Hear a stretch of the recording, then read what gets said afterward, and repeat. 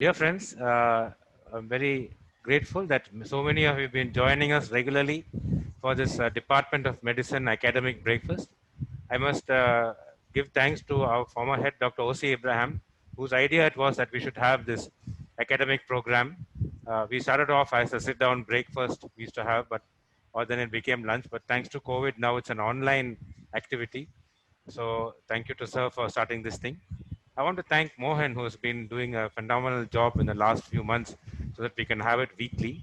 He has also made sure that we have Medical Council of India points for people who attend these sessions. So if you write to us, we can help you to get those credit points as well. It's important for us to maintain those credit points. Um, you may wonder why a physician should know about peripheral neuropathy. Well, for postgraduate students, the immediate need is that it's one of the common cases for the MD exam.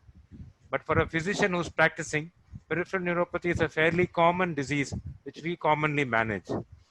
Some studies have said that up to almost 2,000 per 10,000 population in India, that's almost a fifth of people in India, and some populations have some form of peripheral neuropathy.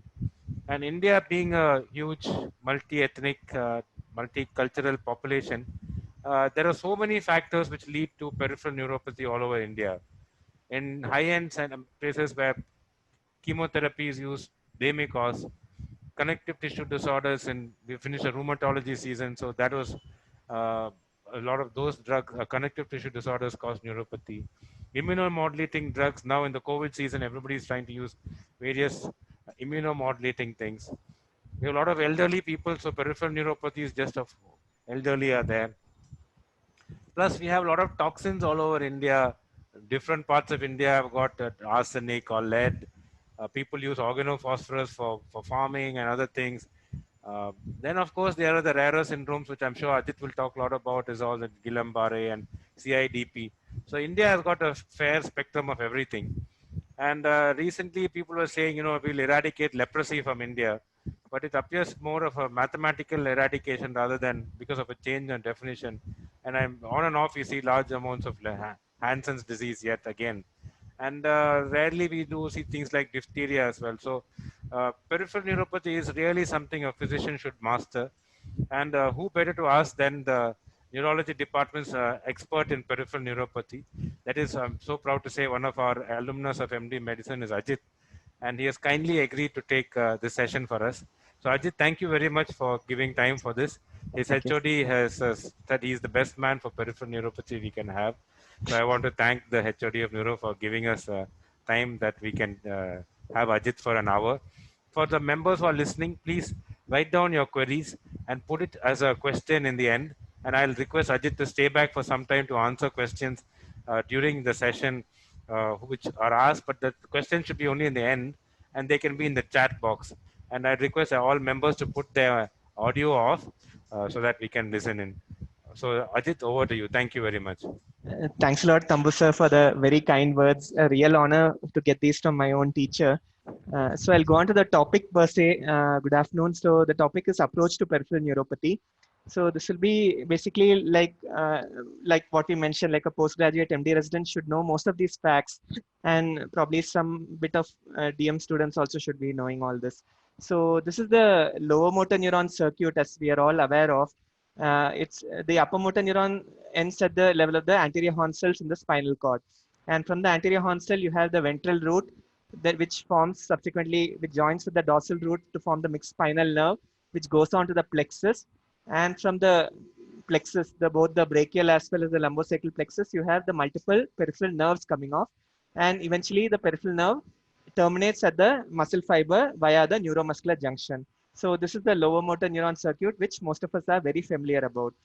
So the nerve fiber types proposed by Erlanger and Gasser is very important in this context. So you have motor nerve fibers carrying motor part, sensory symptoms, as well as autonomic. So these are the three modalities of sensation which are carried by the nerve fibers, of which you have the myelinated, the large diameter myelinated fibers, which are usually the A alpha and A beta. Then you have the thin myelinated, the A delta and C. So the A alpha and A beta usually comprise the large myelinated fibers, which have a larger diameter, and because they have a larger diameter, they have a better conduction velocity.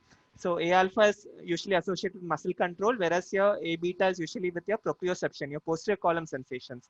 When you go on to A delta and C fibers, which form the thin myelinated, and this myelin, eventually when the nerve fiber enters the epidermis, it loses the myelin. So it becomes thinly myelinated and eventually unmyelinated. So these are mainly concerned, these are called small fibers. They're mainly concerned with carrying cold, pain, warm sensation, etc., as well as very importantly, autonomic functions also. That is your regulation of your heart rate, blood pressure, because they also innervate the heart as well as your blood vessels, as well as your sweat glands. So these are called the small fibers. So this is how your nerve fibers are integrated according to the classification which you have read in our physiology books. That is your Erlanger and Gasser classification. And eventually the nerve fibers, when they cross the dermoepidermal junction, so these are usually the large myelinated fibers which are in green here, which are stained by the myelin basic protein stain.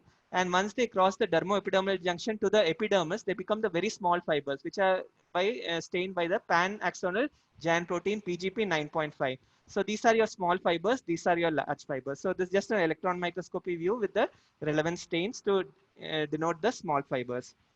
So whenever you approach a patient with peripheral neuropathy, why do we need to have an algorithmic approach or an orderly approach? One, it is to improve our diagnostic accuracy, to save time. Very importantly, you should have a very cost-effective approach, and you should avoid unnecessary tests and avoid unnecessary treatments. So it has to be cost-effective, as well as you should have the relevant results. You should have the relevant patient satisfaction also at the end. So that's the need for having a orderly approach for diagnosis and management of peripheral neuropathy. So basically the neuropathies you can classify in many ways. So whenever you take any chapter on peripheral neuropathies, you can classify them one on the basis of temporal profiles. Sir was mentioning about AIDP, CIDP, GBS, etc. So you have acute neuropathies, you have subacute neuropathies, you have chronic neuropathies. Then you can classify the neuropathy whether it is predominantly motor, predominantly sensory. Sometimes it is motor with sensory, that is mixed neuropathies. Very important classification part of neuropathy is whether there is autonomic involvement, because as we said before, the autonomic fibers are carried by the very small nerve fibers innervating the cardiac as well as the blood vessels. So the presence or absence of autonomic dysfunction actually serves as a very useful biomarker for prospective differentiation of many of the peripheral neuropathies. And this usually is very less emphasized in most of the teaching programs. So I thought I'll concentrate a bit on this autonomic. Then whether the neuropathy involves your upper limbs, it involves your lower limbs, or it's like it's a diffuse generalized neuropathy with or without cranial nerve involvement. So the topography of involvement is also a very important fact. Then clinically also you can differentiate the pathology of neuropathy, whether it's an axonal neuropathy, whether it's a demyelinating neuropathy. Again, there are different features of both axonal and demyelinating, both clinically as well as pathologically, as we all know. And one of the major roles of our nerve conduction studies is to differentiate between an axonal and a demyelinating neuropathy, which all we'll cover. Small fiber and large fiber, again, because the differentials, actually they have a very few causes which cover both small and large fiber, whereas a lot of causes which are selectively small fiber or selectively large fiber involvement. So small fiber and large fiber is a very important part of classification. And depending on the course of illness, some neuropathies can come just once, like a Guillain-Barré syndrome, say. Usually in classical cases, it's a monophasic illness, whereas some diseases like Refsum's disease, like Refsum's, which is a metabolic disorder, or like a CIDP or a chronic inflammatory demyelinating polyneuropathy, can have a relapsing and remitting course. So it is very important to know how to classify neuropathies based on all these parameters. So based on temporal profile, whenever the neuropathy evolves over a period, usually we don't find neuropathies coming unless it's a pressure palsy or a trauma, hematoma, etc., which doesn't come like a stroke over just like an abrupt onset. The onset of neuropathies is usually over a period of few days to say 1 week, or maximum up to 4 weeks. So whenever it comes over a period up to 4 weeks, we call it like an acute neuropathy. The common cause of acute neuropathy include Guillain-Barré syndrome, sometimes vasculitic neuropathy, and as Sir mentioned, diphtheritic polyneuropathy, which is actually a descending demyelinating neuropathy. Trauma and compartment syndrome can occur in a period of hours, not like an abrupt onset like a stroke. Then you have subacute neuropathies, which evolve over a period of 4 to 8 weeks. These include your subacute inflammatory demyelinating polyneuropathy, vasculitic neuropathies, toxin-induced neuropathy. Very importantly, in elderly, you should also consider paraneoplastic and paraproteinemic neuropathies also. And whenever the neuropathy is, say, for more than 8 weeks, you call it a chronic neuropathy. The common scenarios are usually your nutritional, like B12 deficiency, or like metabolic causes like diabetes, or some immune causes like CIDP with relapsing remitting course, which form causes for chronic neuropathy. And all the inherited cause of neuropathy, like Charcot-Marie-Tooth disease, all are very chronic neuropathy. So this is the classification based on the temporal profile of neuropathies. So this is a very important classification to see how the neuropathy occurs. So usually you have something known as a length dependent pattern and a non-length dependent pattern. And as a clinician, it is very important for you to get an idea of how is the distribution of the neuropathy, and to get some clues regarding the etiology of neuropathy also, to classify whether the neuropathy is a length dependent neuropathy or a non-length dependent neuropathy. So what do you mean by a length dependent neuropathy? So length dependent neuropathy means usually the longest fibers are affected first. So whenever you have a patient upright, the longest fibers are usually on the soles of the foot going on to the toes. So neuropathy usually starts in the sole of the foot. It gradually progresses up. Once it reaches the knees, the second longest nerve fibers get involved. So usually when it crosses the knee and ascends up, the sensory symptoms ascends up till the level of the mid thigh, there is involvement of the tips of the fingers, because these are the second longest fibers. So this eventually goes on till the almost till the forearm, complete forearm. And once the forearm is involved, the third longest fibers get involved, which is usually over the anterior abdominal wall. So this pattern of recruitment is known as length dependent pattern, and commonly in clinical terms we also call it like a glove and stocking pattern of sensory abnormalities in peripheral neuropathy. So whenever there is a length dependent pattern of neuropathy, it usually means that the nutrition, there is some insult to the nutrition of the axons, the axonal transport. And the common causes of a length dependent neuropathy include like metabolic causes like diabetes, nutritional factors like B12, some toxic neuropathies like chemotherapy-induced neuropathies.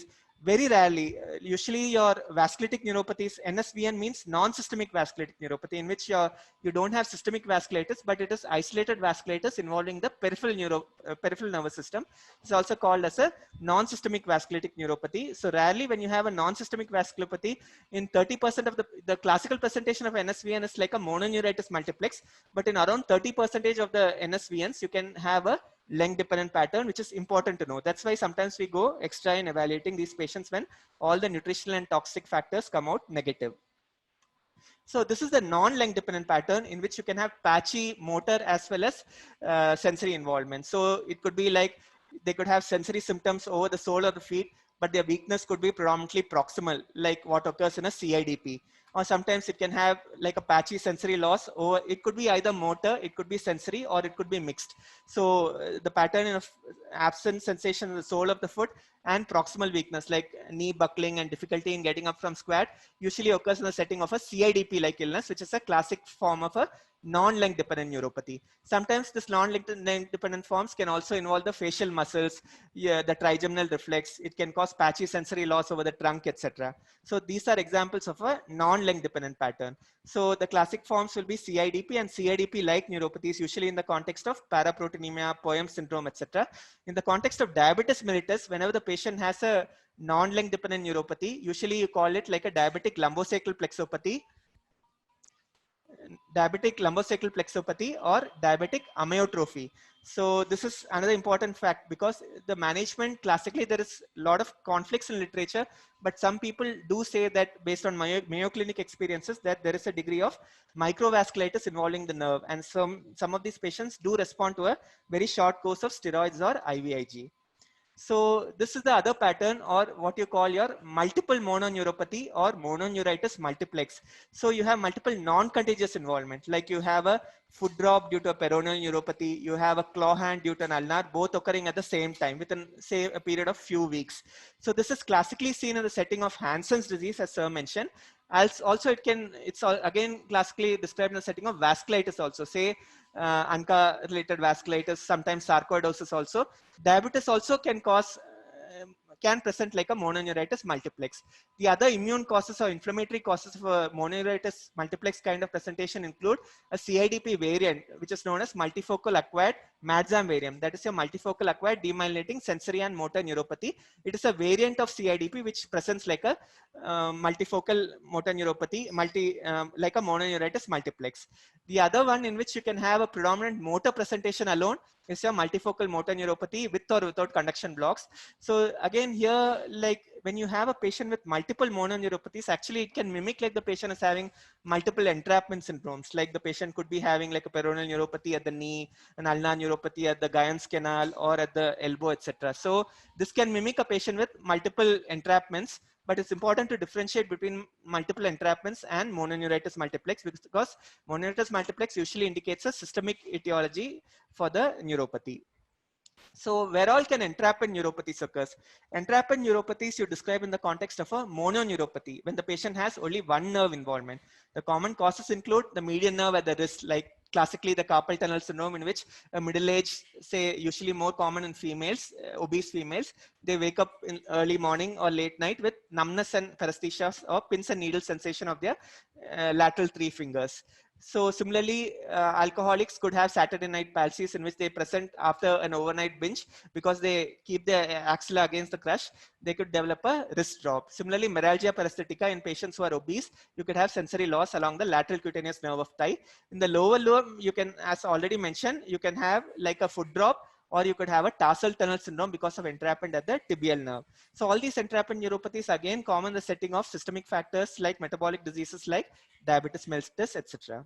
So these form the component of mononeuropathy. So we have covered symmetric axonal distal symmetric polyneuropathies. You have covered non-length dependent neuropathies like CIDP. You have covered asymmetric neuropathies or multifocal or mononeuritis multiplex or multiple mononeuropathy. And finally, mononeuropathy, which is entrapment neuropathies. So just a fact about the pathology of all these axonal demyelinating neuropathies, etc., because the pathology actually guides the prognosis and your treatment, how aggressive you have to be with treatment. So axonal neuropathy usually occurs in the setting of metabolic diseases, toxins, nutritional factors, etc. So whenever there is a axonal neuropathy, so here you're finding the anterior horn cell, the motor and sensory root, and the nerve, and the sensory, the motor part, sorry, the motor efferent and the sensory afferent. So whenever you have an axonal neuropathy, there is distal degeneration of the axon, Wallerian degeneration, and subsequently the recovery once the metabolic factor is treated occurs by axonal regeneration. So usually it is incomplete and very slow. It can take up to a period of around 1 to 1.5 years or 18 months for an incomplete recovery also to occur whenever there is a axonal neuropathy, severe axonal neuropathy. Sometimes the recovery can be incomplete as well. Whereas in a demyelinating neuropathy, usually the target again here is mainly an immune mediated attack which occurs at the level of the myelin sheath, and that causes stripping of the myelin from the axon. So that causes what is known as a segmental demyelination. So it is very important to note, as we all know, that the saltatory conduction of the nerves occur at the nodes of Ranvier. So when there is disruption of the myelin sheath, usually the saltatory conduction becomes abnormal. So the conduction speed, conduction velocity decreases, and eventually that's what causes a demyelinating neuropathy. In contrast, on axonal neuropathy, here once the segment remyelinates, the recovery can be very complete. So that is why patients with the GBS variant by name AIDP, which is a demyelinating variant of GBS, demyelinating subtype of GBS, usually tend to have a complete recovery in majority of the cases. The worst case scenarios, in pathology, is something known as a sensory neuronopathy. So the sensory afferent usually has the first order neurons in the dorsal root ganglion, from which your pseudo unipolar neurons actually ascend up through the posterior column. So whenever there is an insult to the dorsal root ganglion, it could be like because of, say, the common diseases again which have a tropism towards the dorsal root ganglion include Sjogren's disease, paraneoplastic, usually related to breast cancer or ovarian cancer, toxin related, drugs like pyridoxine excess, etc., can cause insult to the dorsal root ganglion. So when there is insult to the dorsal root ganglion, there is both antegrade as well as retrograde nerve loss. and eventually the recovery is incomplete because even the central connections, the posterior column, etc., the recovery is usually by gliosis, and the recovery is usually incomplete. So it is very important to treat these patients before they reach the stage of astrogliosis, because once they reach the stage of gliosis and scarring, the recovery is usually very, very incomplete. So this is the third pattern of pathological involvement in neuropathies. That is the sensory neuronopathy, or what you call your dorsal root ganglionopathy. So it also has very important causes, as already mentioned. So what are the characteristic features of large fiber neuropathy? Usually the patients will have an impaired vibration and position sense. The deep tendon reflexes will be absent. They could have a dull seated pain, but more importantly, they'll have a sensory ataxia. They will be having difficulty in standing with their eyes closed. Your Romberg's test will be positive. And when you're keeping the hands outstretched with the eyes closed, you have something called Yanni-like movements, or your athetoid movements, pseudo-athetoid movements of your fingers because of lack of proprioception. And usually they can also have a tendency to develop Charcot's joint. And the common prototypes of large fiber neuropathy include Guillain-Barré syndrome and CIDP, like your demyelinating neuropathies.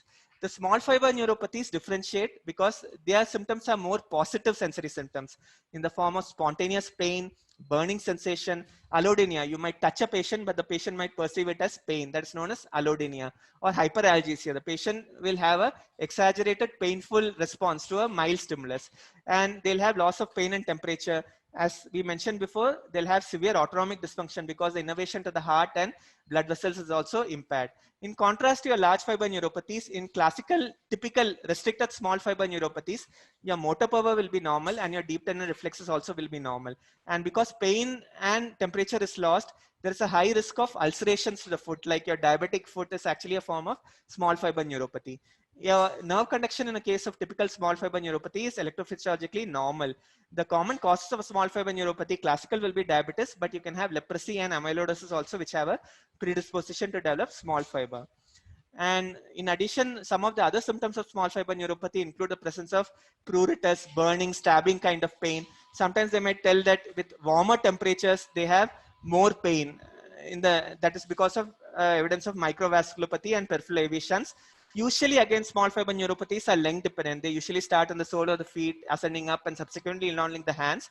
But occasionally, they can have a non-length dependent pattern in which they can have just some small fiber loss in the face and trunk, etc. Again, this occurs usually in the context of middle-aged ladies, and the etiologies are usually autoimmune.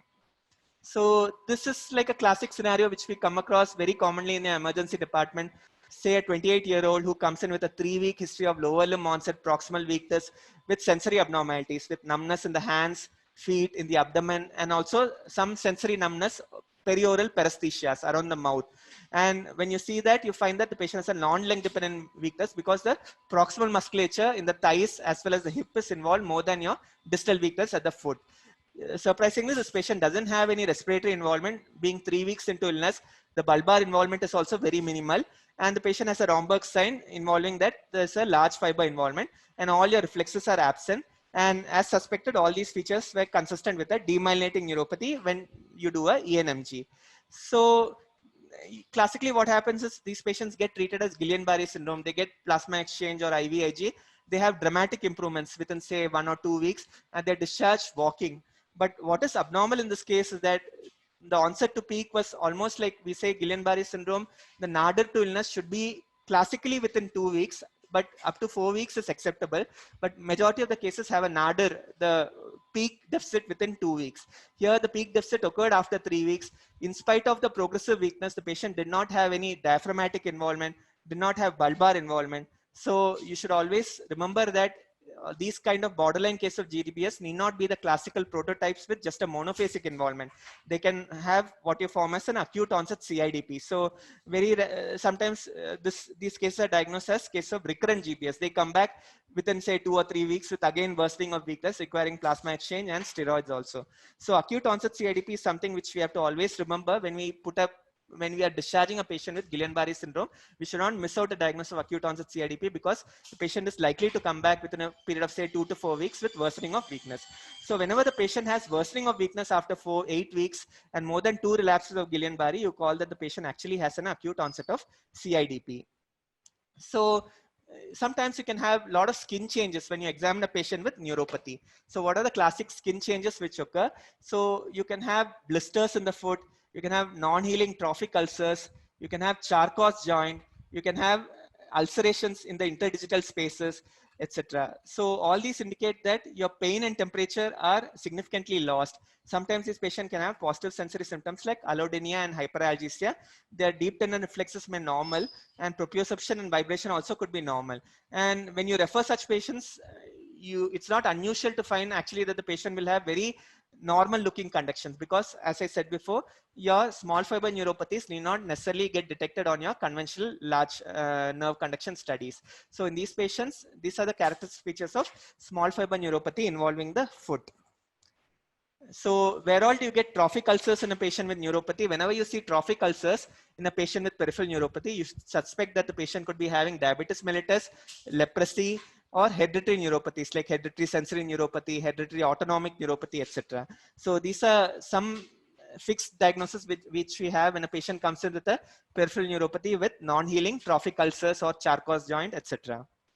You should always look at the systemic features. Like fundus examination is very important. I'll come to it in a subsequent slide.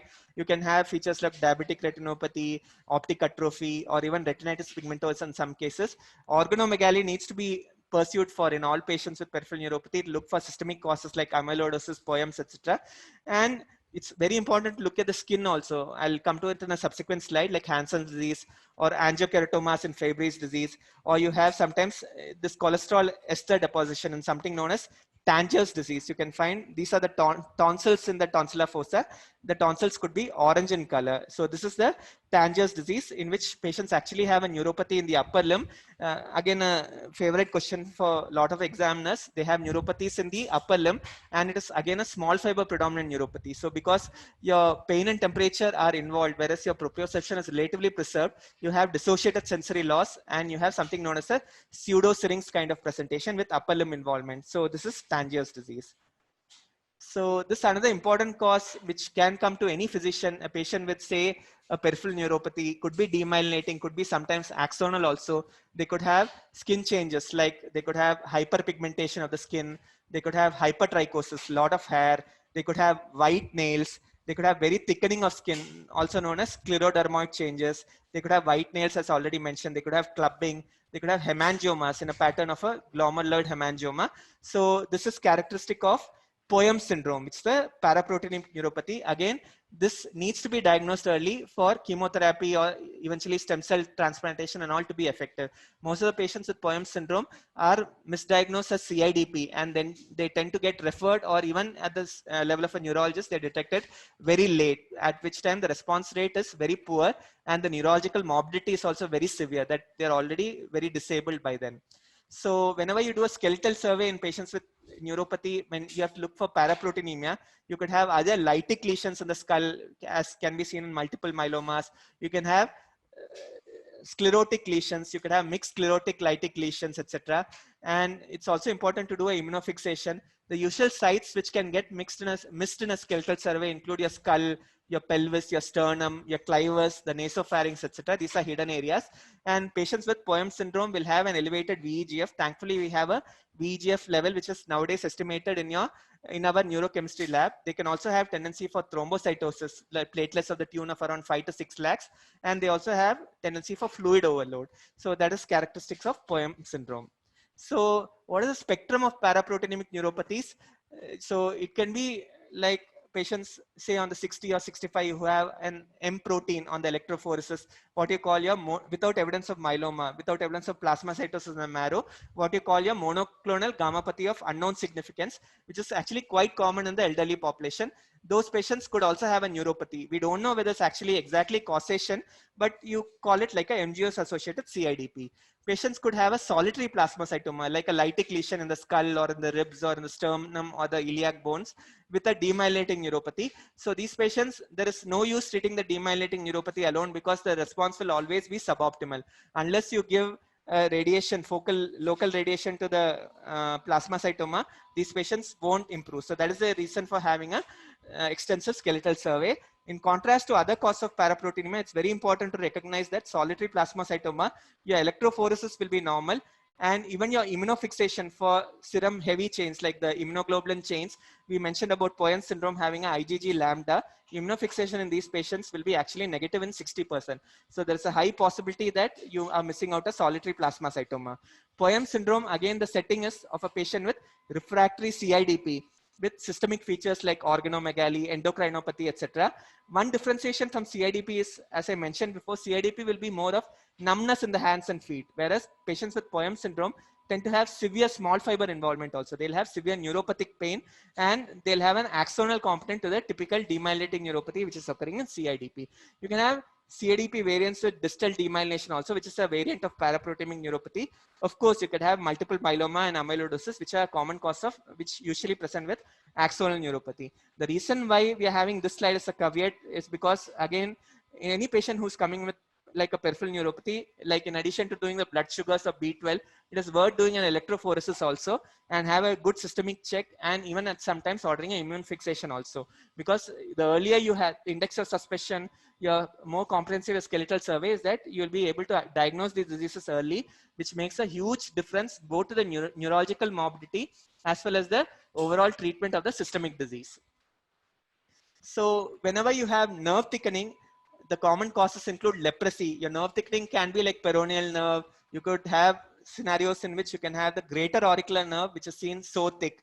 You can have the ulnar nerve. We've had patients who come in with ulnar claw hand actually having severe nerve thickening, as well as when we did an ultrasound actually found that it was an ulnar nerve abscess due to leprosy. So this can occur in the lepromatous spectrum. It could occur in the tuberculoid spectrum also, in which usually it is more focal and the inflammatory response is much more. Other causes of nerve thickening, which are usually mentioned to be exams, include your inherited neuropathy, Refsum's disease, CIDP, amyloidosis, neurofibromatosis, etc. So this is something which needs to be looked for in all patients with peripheral neuropathy. So malignancy forms an important causative symptoms. They can have weight loss and diabetes, weight gain and hypothyroidism, lymphadenopathy in patients with lymphoma, with paraneoplastic neuropathies, Poyen syndrome, etc. And gastrointestinal symptoms are also important because these form your visceral symptoms. In a patient with peripheral neuropathy, if you have gastrointestinal symptoms, it's usually either due to heavy metal toxicity, porphyria, which is known to cause an axonal neuropathy, mainly affecting your upper limbs, or your autonomic neuropathy due to diabetes, which causes usually like a gastroparesis and early satiety. And paraneoplastic autonomic neuropathies are also well known. So what are visceral pain syndromes? So sometimes you have patients with or without peripheral neuropathy coming to you with severe abdominal pain. So why does this occur? This occurs because usually, as I said before, just as you're having innervation of your heart and your blood vessels by small fibers, the visceral sensory afferents are also by your thinly myelinated A delta fibers and unmyelinated C fibers. And usually patients with porphyria, mitochondrial cytopathy, so mitochondrial cytopathy by name Mingy, Sjogren syndrome, etc., can present with severe visceral pain. And what happens in this is that because your sensory afferents to the, say, the stomach is involved, whenever there is distension of the stomach, there is some angina also due to cause of disrupted vascularity, and this triggers of a severe neuropathic pain. So actually the pain in some of these patients, say even with Parkinson's disease, etc., is due to severe small fiber neuropathy. It is usually misdiagnosed as acid peptic disease and given pantoprazole and all.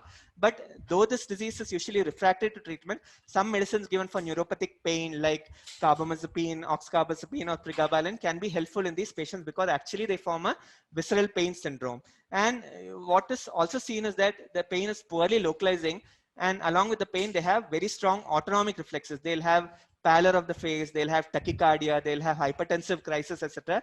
during the episodes of pain. So this was one similar patient who had come in with severe abdominal pain, who was also found to have a neuropathy and actually had severe autonomic dysfunction as indicated by the severe heavy postural fall in blood pressure and abnormalities on the cardiovagal testing. So this is the autonomic function test showing that the blood pressure was falling with orthosis, your orthostatic hypertension. Similarly, there was a disproportionate, meaning it was not a compensatory increase in heart rate when the patient is made to stand. And once we identify the mitochondrial cytopathy and start the treatment, actually you can find that even with orthosis, there is no fall in blood pressure and the heart rate also continues to be normal. So it is important to identify the cause of neuropathies with visceral involvement as well. So oral cavity, you should look at lead lines, amyloidosis for macroglossia, orange tonsils as already mentioned. Your skin, again, you should look for palpable purpura, features of Raynaud's syndrome, your anesthetic patches in leprosy, angiokeratomas in Fabry's disease. Lyme's disease could have a peripheral neuropathy with bifacial weakness, causing a classical erythema chronicum migrans, erythema nodosum and sarcoidosis, etc. Nails, you can look for Mees lines, hair loss. Alopecia is usually seen in thallium toxicity. Eyes, again, very important. You can have features of diabetic retinopathy. You can have features of retinitis pigmentosa. So causes of retinitis pigmentosa with neuropathy include Refsum's disease, A beta lipoproteinemia, NARP, your neuropathy attacks your retinitis pigmentosa. Some cases of amyloid neuropathy can have lattice corneal dystrophy. So again, saying that eye is actually a window to the brain and can give useful clues in diagnosis of peripheral neuropathy as well. Deafness and neuropathy you can have in inherited neuropathies, CMT, Refsum's disease, mitochondrial neuropathies, etc. Renal disease and neuropathy can occur in Fabry's disease, diabetes with microvascular complications, Fanconi's anemia. Skeletal deformities, again, very important because usually the presence of a skeletal deformity in a patient with neuropathy indicates that the neuropathy is very long-standing. So what are the skeletal deformities you look for? You look for something known as pes cavus. The arch of the foot is exaggerated. It's high arched, the foot. And at the same time, you'll have something known as hammertoe abnormality of the toes also. Again, classically seen in inherited neuropathy is very long-standing neuropathy. So whenever you see a foot like this, it will be worth in your outpatient to look at the brother or sister or father or mother, whoever is accompanying the patient, and sometimes even do a nerve conduction for these patients. And it is not uncommon to have patients with, say, like something like the foot intrinsic weakness for 8 years coming with acute onset worsening, say over 5 or 6 months, in which they could have a acquired or inherited neuropathy, a second insult, which could be either like a nutritional toxic or an inflammatory insult, worsening the neuropathy over a period of around few weeks or few months. So in which case we should identify what could be the second insult and treat it appropriately as well. The neuropsychological abnormalities, patients with peripheral neuropathy, whenever they are very irritable, they have cognitive changes, we should always consider porphyria as well as heavy metal toxicity. So cranial nerves, again, whenever we are looking at peripheral nerve involvement, you should look at cranial nerves also. So whenever cranial nerves are involved, in addition to peripheral nerves, you think of Guillain-Barré syndrome, which involves your Miller-Fisher variant, involves your oculomotor, trochlear, etc. It causes ophthalmoparesis. Bifacial weakness is usually seen in both Guillain-Barré syndrome as well as the chronic variant, that is the CIDP. You can have sarcoidosis with bifacial involvement. The other causes of cranial neuropathy with peripheral neuropathy include neoplastic infiltration because of leukemias or lymphomas. And of course, you have your diabetes and Hansen's disease, which are your usual culprits. Leprosy also involves your fifth nerve, leprosy and Sjogren's syndrome, because of which they can have asymptomatic corneal ulcers as well, because your trigeminal afferents are involved. So leprosy is known to involve your seventh and fifth nerve as well. So coming on to diabetes neuropathy, which is very important in this context, it's important to recognize like neuropathy is inevitable in a chronic diabetes. So a type 1 diabetic usually of more than 5 years duration goes on to develop neuropathy. Usually the onset is with small fiber neuropathy. And most of your type 2 diabetes, even at the time of diagnosis, if you do quantitative tests, you actually tend to find out that they tend to have a small fiber neuropathy. So it is a dictum that any patient with an idiopathic small fiber neuropathy should have a blood sugar assessment, and even if that comes normal, can have a glucose tolerance test, etc. Because more than 50% of patients with small fiber neuropathy have been found to have impaired glucose intolerance. This was again a concept which has been very highly prevalent all over the world, but there is a group of people who have always been telling that looking at the population prevalence of diabetes, they are likely that a lot of patients in the population, especially in the elderly population, tend to have impaired glucose tolerance. So whether it is exactly causative is again for speculation.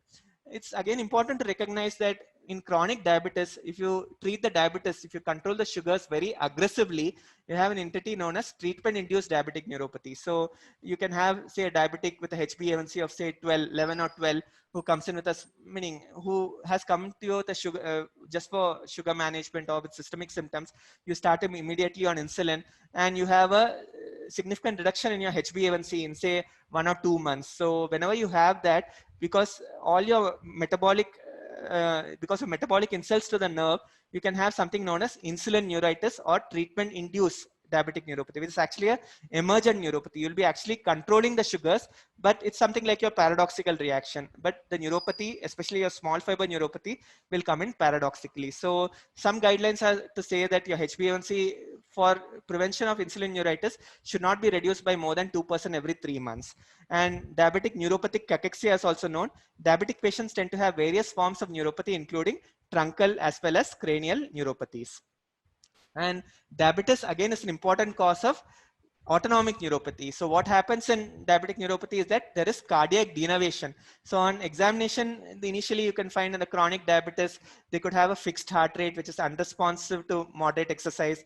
They can have resting tachycardia, and they could have intraoperative cardiovascular instability. They can have silent ischemia, as we all know. So what happens in diabetes is that early there is loss of parasympathetic tone, and initially the sympathetic nervous system gets augmented. However, eventually both the parasympathetic and sympathetic nervous system gets significantly affected. And these patients are at actually, once you have a severe autonomic neuropathy with involvement of the cardiac also, like cardiac denervation, they are at a risk of arrhythmias as well as silent myocardial infarction and even sudden cardiac death. So that's the importance from a practical point of view to identify cardiac autonomic neuropathy. That's why we have the Ewing's protocol, etc., to identify cardiac denervation in patients with diabetes mellitus. And so another case in which we have a 36-year-old, a case vignette, 36-year-old who actually came in with severe small fiber neuropathy, burning sensation with sensory dissociation of the foot, had very mild lower limb weakness, had some conduction blocks. There was a history of a non-healing fracture, like a Charcot joint in the sibling as well. And father had died of a sudden cardiac death. So again, you have localizing wise, clinically you can tell that this patient has a small fiber neuropathy with a probable autonomic involvement because the father had a sudden cardiac death, as well as small fiber because the sibling had a non-healing fracture. And this was proven on the nerve conduction studies. One important cause of autonomic neuropathy is your, with family history, is your familial amyloidosis due to transthyretin mutation. So this patient has actually had a clinical exome, a genetic study done. Before that, we had a minor salivary gland biopsy, which can also pick up amyloid deposits like a nerve biopsy. And based on the family history, we had sent a genetic workup, which actually showed a familial amyloid polyneuropathy due to transthyretin mutation. These cases, again, are usually picked up very late. Similarly, another patient who actually 64-year-old with a 6-year history of diabetes, who had come to us with burning paresthesias of the feet, abdominal bloating. He was unable to sit up because he was having severe orthostatic giddiness.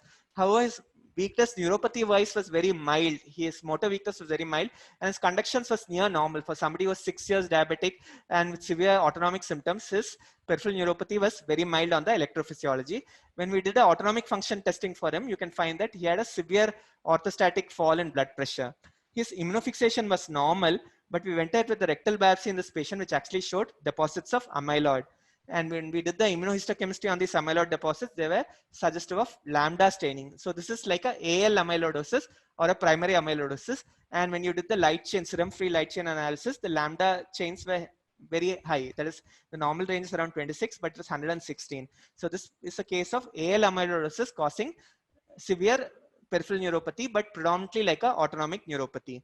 So in this context, very important to recognize that neuropathies which can have severe autonomic involvement include diabetes mellitus, some forms of inherited neuropathies, amyloidosis, either familial or acquired, should not be missed. Sometimes you can have patients coming in with acute onset autonomic symptoms or your pan-dysautonomia variant of Guillain-Barré syndrome.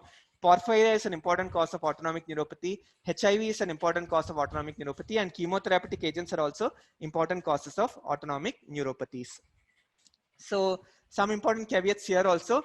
Autonomic dysfunction can be easily diagnosed based on clinical history. Like you have to have a system-based approach, like dryness of the eyes, orthostatic giddiness, like effort intolerance, history of early satiety, constipation, diarrhea, alternating constipation, diarrhea, gastroparesis, erectile dysfunction, poor stream of urination. All this can indicate, and reduced sweating, etc., can have are the features of autonomic dysfunction. And this can be picked up by simple bedside tests also, like checking the BP while lying down and standing up after 1 and 3 minutes, and checking the concurrent heart rate, etc. So these patients are often underdiagnosed, and presence of autonomic dysfunction again has very etiology specific values. So it is actually a useful biomarker for prospective diagnosis of neuropathies. And autonomic dysfunction is a major cause of morbidity and mortality. Like patients can have even sudden cardiac death, and they are intolerant to, like, say, pulse dose of steroids, etc. The treatment should be very judicious as well as holistic in these patients. So this is a study which we did in our lab. Actually, we looked at the profile of autonomic dysfunction in various neuropathies, and based on your composite autonomic severity score, you have an adrenergic score and a cardiovagal score. And actually, we found that diabetes, meaning this again reported in literature, like diabetes is a length-dependent neuropathy. So here the cardiovagal dysfunction is more compared to some other forms like mitochondrial, paraprotein, amyloidosis, etc., in which you have severe adrenergic dysfunction. So autonomic function testing can be complementary to somatic evaluation in patients with peripheral neuropathy. So this again, the setting of COVID, we have had a few patients who have come in with complaints of fever, rash, arthralgia, COVID or other related viral illnesses, in which they come back after the fever is resolved or during the phase of convalescence from fever with intense burning pain in the forefoot with associated redness, etc., not improving with pregabalin, amitriptyline, etc., your nerve conduction being normal. So again, this is a feature of small fiber neuropathy, actually a Guillain-Barré syndrome variant with sensory neuritis. Some of these patients actually do respond to steroids.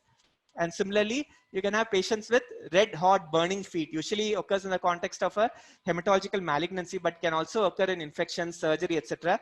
And these patients can come in with acute onset, severe burning foot, etc. And they have a favorable response to steroids. So this is erythromelalgia, in which the legs can be very warm, they can be very painful because of burning. And if you don't identify these conditions early, they can end up with chronic pain because of peripheral nociceptor fiber loss.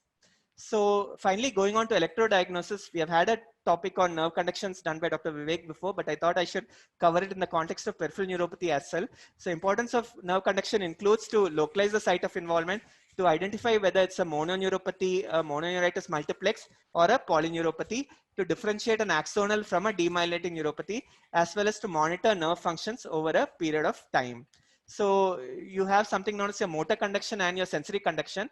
So motor conduction, you have your CMAPs, in which you stimulate the nerve, say the median nerve at the wrist, and you record from the abductor pollicis brevis. So you have two parameters here. You have the CMAP, your compound motor action potential, which reflects your number of conducting fibers.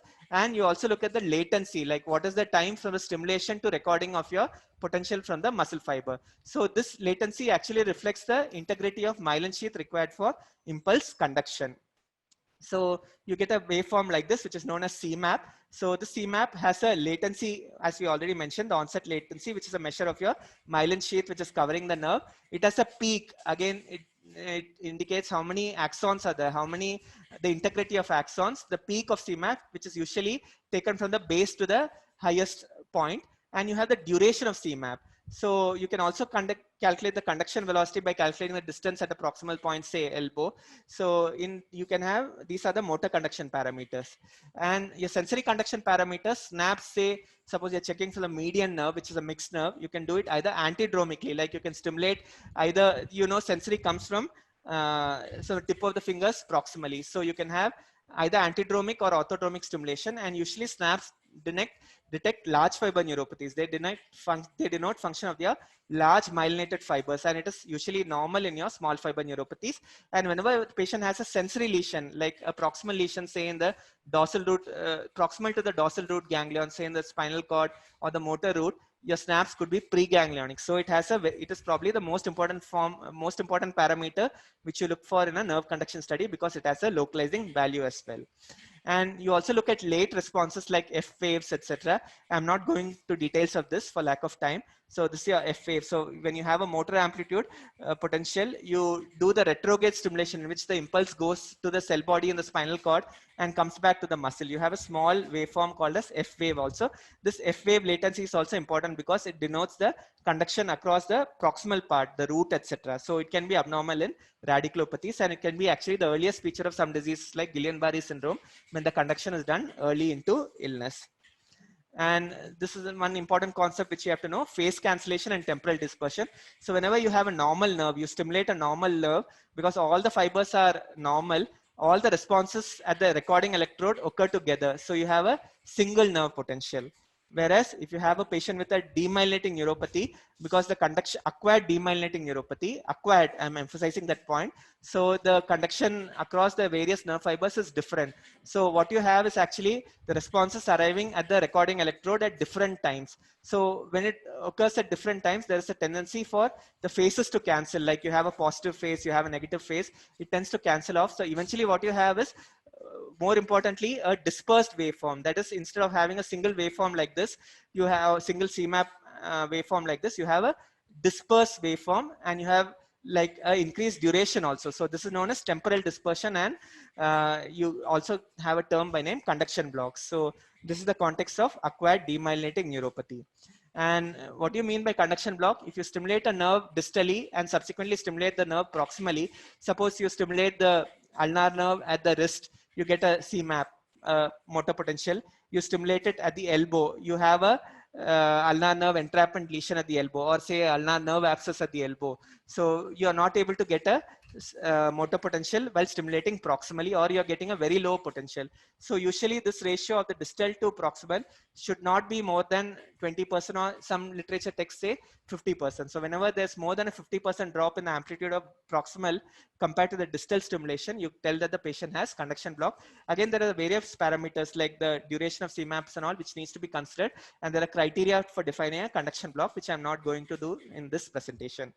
And why do you do a needle EMG in all these neuropathies? One is to differentiate a neuropathy from a myopathy, to see how chronic the neuropathy could be. An acute neuropathy or needling could be actually normal. Whereas if you're having a very chronic neuropathy, they could have features of chronic neurogenic potentials.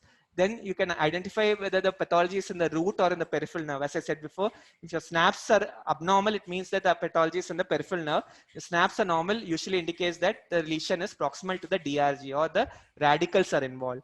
And also to assess the denervation. Denervation can tell you data facts about the chronicity of neuropathy, as well as the prognosis, how much of damage has occurred, and the recovery pattern. So in axonal neuropathies, what you find is, because the number of axons is less, your motor amplitude potential is reduced.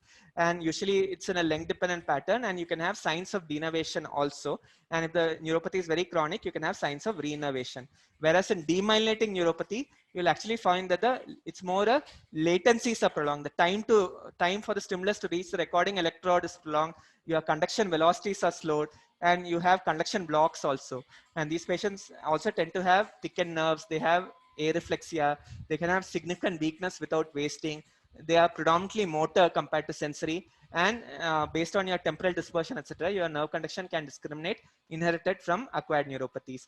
And the pattern of demyelination also, based on various parameters, you can classify whether it is proximal demyelination, intermediate demyelination, distal demyelination. This is important in some of the inherited neuropathies, and I told you some CIDP variants and paraprotein variants. And of course, the common pattern in AIDP, CIDP is of diffuse demyelination, that all the three segments of the nerve usually get involved. So some other cause of demyelinating neuropathy which you should be knowing is, you can broadly class this, I'm just finishing it off. You can classify as inherited or acquired. Your acquired causes include your Guillain-Barré syndrome, CIDP, your paraproteinic neuropathy, diphtheritic polyneuropathy, which is actually, it is a descending neuropathy. Initially, you have like cranial nerve, you have loss of accommodation, then you have palatal palsy, followed by a descending kind of weakness, in contrast to Guillain-Barré syndrome, which is in majority, almost 78 to 80% of the patients, it is a ascending kind of weakness. And you can have some kinds of amiodarone, etc., which can cause an acquired neuropathy. The inherited causes of demyelinating neuropathy, more for neurology postgraduates, will include your Charcot-Marie syndrome, your leukodystrophies, Refsum's disease. Some patients tend to have recurrent pressure palsies, like HN, which we were discussing yesterday also, like hereditary neuropathy with liability to pressure palsy. So these are all your genetic disorders causing demyelinating neuropathies. And nerve biopsy is not indicated in all patients with peripheral neuropathy. It has specific value. Only in some patients, when you do the nerve biopsy, it is likely to be of yield. So what are situations in which your nerve biopsy is likely to yield in a patient with peripheral neuropathy? One, of course, will be your amyloidosis. Then it will be your vasculitic neuropathy, in which you can have fibrinoid necrosis, transmural inflammation, etc. Leprosy, in which in addition to your endoneurial edema, granulomas, you can also find acid-fast bacilli, non-caseating granulomas in case of sarcoidosis, Tanger's disease as already mentioned because you can have cholesterol esters, and some other specific patterns like giant axonal neuropathy in which you have giant axons. It's an inherited neuropathy. And finally, I ended with our Steddon's classification of nerve injuries, which you should always remember. Again, it can be of three types: neuropraxia, axonotomesis, and neurotemesis. Neuropraxia occurs when you have a pressure, like say you tie a BP cuff, prolong and inflate it, say for around 5 minutes over your arm. So what happens is there's pressure on the myelin sheets and it causes like a segmental demyelination pattern and transient weakness. You always feel that your hand feels numb, or you sometimes even develop a wrist drop, etc. So immediately when the pressure is taken off, you tend to recover fast. So that is neuropraxia. Axonotomesis means you have a partial transection of the nerve, a class 2 nerve injury in which you'll have a distal Wallerian degeneration, and then the recovery will occur slowly by sprouting of the axons. It's also important to recognize that the muscle fiber, part of the muscle fiber, because there is lack of innervation, tends to atrophy as well. So this is axonotomesis. And finally, you have neurotemesis, in which you have your complete transection of the nerve, in which your recovery is going to be incomplete. This is the areas where usually we have a very good HLRS department. You have tendon transfers, you have nerve transfer surgery, etc. So these are classifications of mainly orthopedic injuries to the nerves. So I'm concluding with the slide. So whenever you have a patient with peripheral neuropathy, it's important to have a orderly algorithmic approach. And by this, you have to classify temporally whether the neuropathy is acute, subacute, or chronic, whether symmetric or asymmetric, axonal demyelinating, and the topography of weakness. And you have a specific list of differentials for everything, say neuropathies with severe autonomic involvement, neuropathies with predominant demyelinating neuropathy, neuropathies involving the upper limbs, neuropathies with cranial nerve involvement, neuropathies with skin changes, etc. Based on that checklist, you'll be able to usually clinically itself have a diagnosis before going on to the rest of the investigations. With that, I conclude my slides. Thank you. So I'll be answering the questions. So Arjun has asked, can we clinically differentiate axonal and demyelinating neuropathies? I think we mentioned it. So axonal will be usually a length dependent pattern, a distal, like you'll have more of distal weakness. Demyelinating will be more like a non-length dependent pattern, like your Guillain-Barré syndrome, etc., in which you'll have yeah, so you'll have like proximal weakness, but you'll have sensory loss distally, etc. So the weakness will be disproportionate, like proximally, and similarly, you have tendency for hyporeflexia and demyelinating neuropathy. You'll have wasting is much less in demyelinating compared to axonal. You can have tendency for um, uh, yeah, you can thicken nerves, etc. And that's how you clinically differentiate between axonal and demyelinating neuropathy. Tambu sir has asked about what are the toxins that we commonly seen in Vellore causing neuropathy. Like sir, I think I'm not very familiar with that question, meaning the answer with that, but definitely we have organophosphorus, which comes in with delayed neuropathies. We do have patients mainly from West Bengal coming with arsenic neuropathies or some cases of lead neuropathies as well. I'm sorry, I'm not able to answer that question completely. Then again, sir has asked about simple bedsides for autonomic neuropathy and when should we get specialized tests. So yeah, the specialized test will help in evaluating whether when the patient has subclinical autonomic dysfunction. Suppose you do and for quantification.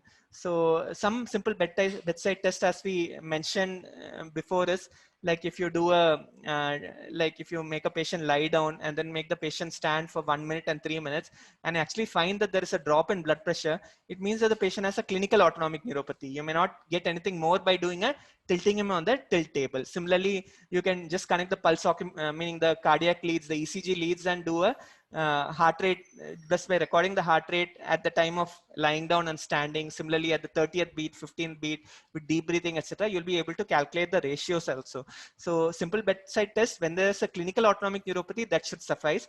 But when you're suspecting, you're not able to proceed further, you suspect that there could be a subclinical dysfunction, then the advanced tests like a tilt table test using a phenopress, etc., which we do in the lab, might be more useful. Are there any advances in diabetic neuropathy? Plenty in the pathophysiology part, but treatment again turns to be predominantly symptomatic. Objective autonomic function test, again your tilt table test look for orthostatic hypotension, your cardiovagal test, which includes your deep breathing, heart rate response to deep breathing, your Valsalva, as well as 30-15 ratios, your isometric hand grip, etc. Should we give immunomodulation for diabetic CIDPs is a very good question. Again, the people from Mayo Clinic are the ones who have the maximum research papers in that, and they've actually done biopsies in these nerves and as well as the muscle, and actually found that the pathology in these asymmetric causes are mainly due to ischemic microvasculitis. So they tend to advocate a treatment with either IVIG or a small dose of steroids for 12 weeks. But in clinical practice, we have actually found that just by symptomatically treating them also, they tend to have improvement. So that is again subject to debate. Why do we need to differentiate? Prithvi has written, why do we need to differentiate a needle EMG to differentiate between a axonopathy and a ganglionopathy? I don't think we do. Whenever the sensory alone is abnormal, as we see in a ganglionopathy, that is involvement of dorsal root ganglion, there is no need to do a needle EMG in a dorsal root ganglionopathy. When I have an axonopathy, few things with the needle EMG will tell you is whether there is active denervation, which usually occurs within 3 weeks of an insult to the nerve. And similarly, after 3 weeks, say 4 or 5 weeks, you'll start to have features of recovery also. So especially in case of nerve trauma, our hand surgeons, etc., look for those features of recovery to see whether the nerve will the nerve and the end organ, that is the muscle, recovers or not. So that's why to look for these renovation patterns, whether the motor units are able to recruit, which has important prognostic value. Does the neuropathy reverse in diabetes after tight control? Again, subject to debate. Definitely the initial phase, if it's very tight, some proportion of patients tend to have insulin neuropathy or treatment induced neuropathy of diabetes. The small fiber neuropathy usually doesn't tend to normalize. So once there is evidence of small fiber dysfunction, which they have done, the way to diagnose a small fiber neuropathy is to the classic way, which is described in diabetes and HIV, is something known as a meaning a skin biopsy, looking for intraepidermal nerve fiber density. So they have actually shown in studies based on intraepidermal nerve fiber density that once the diabetic neuropathy, it's a small fiber neuropathy, sets in, they don't tend to recover. Do we do PET when all of the tests are negative to rule out cancer-induced neuropathy? Again, depends on the context in which you do it. Like an elderly person with a lot of systemic symptoms, it will be worth doing a PET. But again, your investigations with which you should start include your blood sugars, your electrophoresis and vitamin B12, and some cases immunofixation, and a limited skeletal survey. Meaning, obviously, for cost-wise, PET is expensive also, but it has the advantage that you can substitute for, say, chest X-ray, ultrasound, everything together. The PET comes in. I'm not telling you should substitute it, but it can be helpful in the current setting, because autoimmune neuropathies like paraneoplastic neuropathy is a huge entity in itself, especially related to breast cancer, ovarian cancer, etc. In all these patients, you tend to have onconeural antibodies. Shreya has written, how is cardiac denervation managed? Could you repeat the protocol you mentioned? So cardiac denervation has to be identified early. The reason why we're telling is, one is look at the ECGs, then subsequently these patients might need a Holter also. And there are cases in which the cardiac denervation is so severe that to prevent sudden cardiac death, the patient might tend to have a need to have a cardiac pacemaker also. So initially, when you look at the ECG leads and all, there's a tendency to start beta blockers, etc. And you try to see whether the denervation is mainly cardiovagal or sympathetic, that is adrenergic. So when you have postural hypotension and all, you have to give medicines for postural hypotension, like a small dose of pydostigmine or fludrocortisone or midodrine, in addition to your non-pharmacological measures like stockings, drinking plenty of water, etc. And for the cardiovagal part, is mainly like if it is significantly abnormal, you'll have to get a professional opinion from the cardiac EP unit whether the patient actually requires a pacemaker, because sudden cardiac death can occur. When will you do CSF analysis for neuropathy? Yeah, very nice question. Again, it's seen that demyelinating neuropathies like GBS, CIDP and all, and even inherited demyelinating neuropathy can have CSF protein elevation, or what you call your albuminocytological dissociation, going up to a few grams also, like few, say 500, 600 to say 1 gram or even 2 gram. So it is a part of the workup for all neuropathies. Your axonal neuropathies, classically your CSF analysis will be normal, but it is a standard protocol to do CSF analysis in most cases of all neuropathies. And uh, so are there differences in mechanism of neuropathy, for example, between diabetic neuropathy and cancer chemo-induced neuropathy? Are there different therapeutic approaches to different causes of neuropathy? Yeah, definitely. Like diabetes, as we already mentioned, it's more like a metabolic factor due to the advanced glycation end products, which causes the neuropathy. It's a toxic neuropathy. The cancer chemo-induced neuropathy, usually seen in drugs like vincristine, paclitaxel, cisplatin, etc., is a direct toxic effect to the nerve fiber itself. So the therapeutic approach in a cancer chemo-induced neuropathy, of course, is to remove the offending agent as soon as possible, to identify and offend, like which usually both our medical oncology and hematology colleagues are very good at. They, whenever there's a suspicion of neuropathy, they immediately refer to neuro and they stop and they substitute the agent. And with symptomatic treatment and multivitamins, many of these patients actually tend to recover as well. In diabetic neuropathy, as already answered the question which Tambu sir had asked, like the recovery is usually suboptimal and it's more of a metabolic insult to the nerve. The recovery is usually suboptimal, but you can always provide a symptomatic benefit. It is a hot or burning leg syndrome, no redness.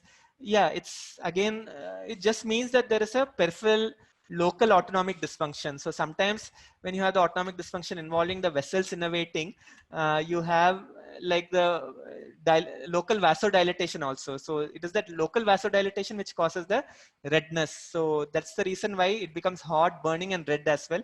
So it's always a spectrum of involvement. So you can have the severe form with erythromelalgia, in which the leg will be very hot, it will be edematous, it will be burning, it will be red as well. You can have minor forms of that as well. And best options for diabetic neuropathic pain management, again, two aspects to it. Um, one is the symptomatic management. So symptomatic management will be, as we all know, you have sodium channel blockers like carbamazepine, oxcarbazepine, which has to be titrated very slowly. You have calcium, the synaptic calcium channel blockers like pregabalin. You have very commonly used your tricyclics like amitriptyline, or serotonin norepinephrine reuptake inhibitors like what you call duloxetine, etc. These are used for symptomatic medications.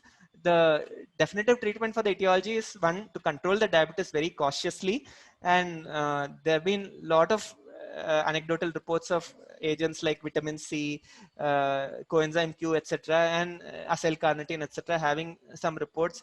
And there are a lot of other molecules also which have been tried, but nothing as such is evidence based. Can non-diabetic CIDP be asymmetric? Of course, CIDP can have various variants. Asymmetric variants are also well known, and usually asymmetry means that there is likely to be a autoimmune or a paraneoplastic etiology. Yeah, thanks a lot. I'll just hand over to Professor Tambu as well as Dr. Mohan. To Tambu sir. Sir. Uh, Thank you all very much for attending the session. Ajith, we are very grateful. It was an excellent session. I think everybody learned a lot, and almost the whole audience has increased in number continuously till the end of the talk. I think many people will have requested already that the lectures be recorded and we put on the YouTube. So please, if you can go in 3-4 days time to the YouTube, just go to YouTube and put CMC Vellore Medicine Department or Medicine CMC Vellore. We have a YouTube channel where all our weekly talks are recorded and put up there. So you can listen there. Or you can go to medicinecmcvellore.com. That's our Department of Medicine website. There also the talk will be uploaded probably in 3-4 days to a week's time. So Ajith, once again, it's a phenomenal work you have done. And I think many people will send more patients to you now for consultations from medicine. Probably a lot of autonomic function tests will start increasing now, I think. But at least our interpretation of ENMG and CV has gone up significantly since all of neuro department has helped us. So thank you very much, Ajith. I'm very proud to see that how far you have gone ahead, and wonderful. So to the audience, thank you. Thank you to Mohan and the team, CU there, and telemedicine team for organizing today. Thank you all very much. Please go to our YouTube website and you can listen to this, or from the CMC Vellore, the Department of Medicine website is also available. Jaya has asked, is it available on CMC website?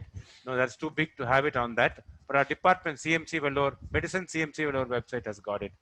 The next week, we have another interesting talk on the role of Ayurvedic medicine. What is the benefit for a general allopathic physician what he should know about Ayurveda, what are the basic principles. So I hope many of you come and attend that session as well. It's just a learning experience to learn another form of medicine, which we often are totally ignorant of. And we have a very good speaker for that. So I hope to see you next week for that. Thank you again, Ajit. And Thank you, thank you sir. to everybody. Have a good evening. Thank you, sir.